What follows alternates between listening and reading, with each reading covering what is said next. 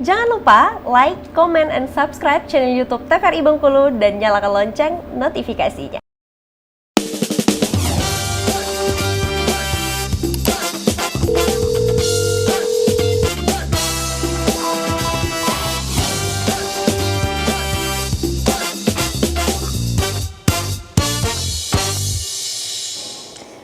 Terima kasih pemirsa, Anda kembali menyaksikan Dokter Kita. Kita langsung saja kembali ke Dokter Wenti karena tadi sebelum iklan kita menyinggung terkait beruntusan dan juga biang keringat. Nah ini kan kalau untuk dilihat secara kasat mata itu mirip ya, dokter ya. Benar. Tapi sebenarnya nama medisnya berbeda ya. Jadi beruntusan tadi atau bisa kita bilang komedo tadi kan ada dua ya, ada yang tertutup dan terbuka. Nah kalau si biang keringat atau miliaria namanya, itu dia miripnya ke komedo yang tertutup ya. Tapi bedanya kenapa? Dia penyumbatannya berbeda. Kalau yang beruntusan tadi menyumbat kelenjar minyak, kan kita udah bahas di depan tadi ya, kelenjar minyak itu yang biasanya ada di pori-pori wajah ya. Kalau biang keringat itu dia menyumbatnya kelenjar keringat. Jadi bedanya di sana. Kelenjar minyak dan kelenjar keringat itu berbeda. Ya. Minyak dan keringat. Jadi itu berbeda, posisinya juga berbeda dan penyebabnya juga beda. Kalau penyumbatan karena beruntusan tadi atau komedo tadi biasanya penyebabnya adalah penyumbatan pori-pori tadi, baik oleh sel-sel kulit yang sudah mati yang tidak dibersihkan karena jarang cuci muka ataupun karena debu-debu. Kalau si kelenjar keringat tadi karena biasanya cuaca yang panas menyebabkan sensitivitas di kelenjar keringatnya.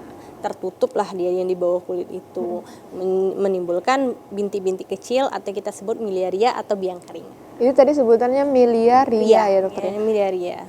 Ini kalau yang milia yang dekat mata yang benjol-benjol itu tahu nggak sih dok? Oh ya, tahu juga.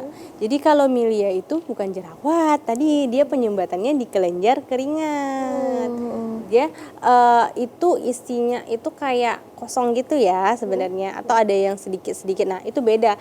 Dan kalaupun kita pakai yang untuk jerawat itu beda dia. Oh iya, beda ini ya dokter ya, beda kasus ya. Beda kasusnya. Jadi miliaria tidak tersumbatnya pori-pori si kelenjar minyak. Ya. Beda berarti penanganannya. Beda penanganannya, namanya juga beda. Beda. Baik, dokter kita lanjutkan ya. Memang dia kecil-kecil tapi kok agak mirip-mirip ya. Karena mirip-mirip jadi sulit untuk membedakannya dok. Agak tricky memang karena di kulit udah kecil dia mirip-mirip bentuknya, ternyata pas dilihat beda kasusnya. Beda ya. Oke, mana tadi? Udah jauh ini. Oke, ini tadi ya. Komedo terbuka, dia datar atau sedikit meninggi, tapi ada warna tengah hitamnya tadi. Kemudian papula yang tadi beruntus kecil dengan batas kemerahan. Ini biasanya terjadi inflamasi, sudah terjadi peradangan di sini ya. Kemudian hangat, bisa berfluktuasi. Kalau nodul itu berisi nanah, merah, dan benjolannya lumayan besar. Iya, ini juga dokter, kalau pada saat pencet jerawat itu kan keluar darah biasanya. Nah itu orang seringkali menyebutnya sebagai darah kotor. Apakah benar dokter? Iya, karena mungkin karena itu bekas dari yang si kuman-kumannya tadi ya. Tapi bukan darah yang karena kayak kotor gimana ya. Mungkin karena dia habis dari proses inflamasi. Jadi orang bilang itu darahnya kotor. Makanya ini kan kita bahas jerawat tuh banyak sekali mitos ya dokter ya. Jadi itu berkaitan gitu. Itu bahasa awamnya ya gitu ya, Mbak. Darah kotor.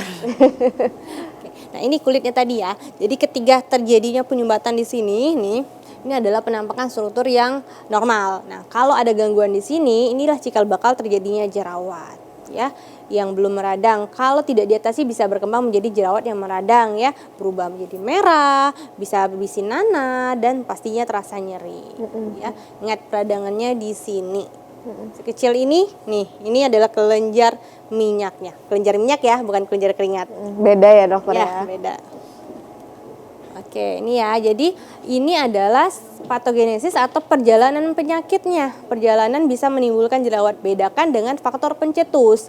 Faktor pencetus kita nanti bahas bagaimana yang kayak makanan ataupun pola hidup ataupun kosmetik. Nah, itu bisa menyebabkan si jerawat. Nah, ini adalah perjalanan penyakitnya. Yang pertama ya, penebalan kelenjar minyak tadi. Dia menebal dulu. Biasanya menebal itu karena terjadinya sumbatan atau misalnya banyak sel-sel mati, sel-sel kulit kita yang mati nggak dibersihkan. Kan dia akan menebal ya di sekitar muka kita akan menebal.